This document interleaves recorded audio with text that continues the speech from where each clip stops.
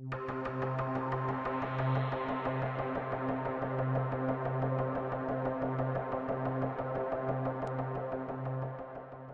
2008, an Indian company paid billions of dollars to buy two legendary British car brands, and the world laughed. Too risky. They said. It will sink Tata Motors. They predicted. But what happened next became one of the most thrilling turnarounds in business history.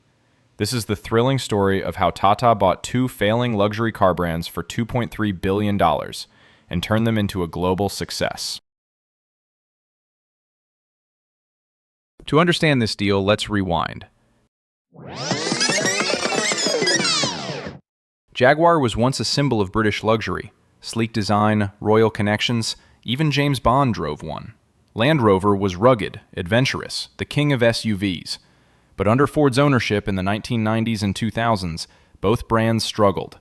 Jaguar was bleeding cash, losing nearly $500 million a year. Land Rover was barely breaking even. Their cars were outdated, reliability was poor, and the financial crisis made things worse.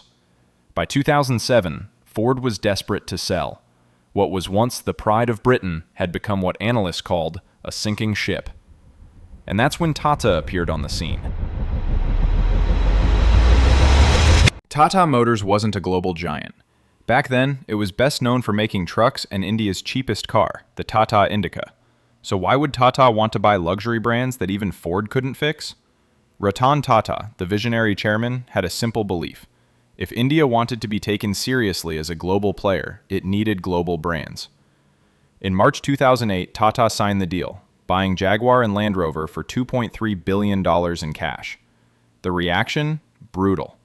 Critics called it suicidal. Analysts said Tata Motors would go bankrupt. Even in India, people mocked the move. How can a company that makes taxis run luxury cars? And to make things worse, just months later, the 2008 financial crisis hit.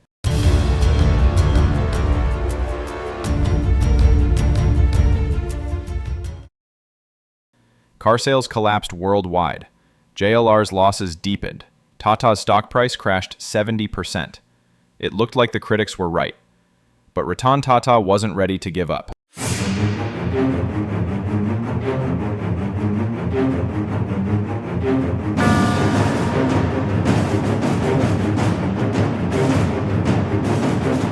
Instead of micromanaging JLR from India, Tata did something unexpected. He gave them freedom. The British management team got full control to rebuild the brands, with Tata only providing financial backing and strategic support. And then, slowly, the magic began.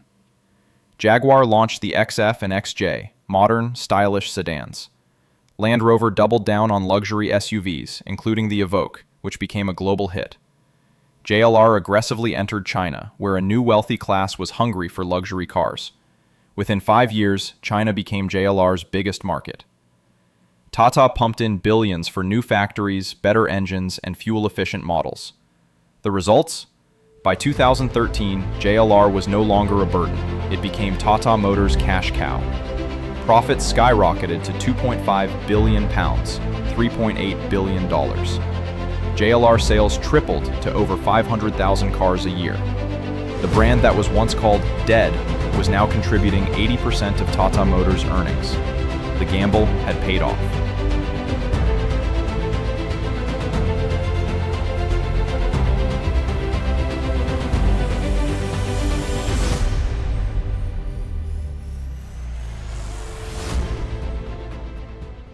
Today, Jaguar Land Rover is still facing challenges. Competition from BMW, Audi, and Tesla is fierce, and the shift to electric cars is expensive. But the Tata takeover remains one of the boldest and most successful acquisitions by an Indian company. In fact, it's taught in Harvard and IIM classrooms as a lesson in visionary leadership, respecting local management, and betting big when everyone else is afraid.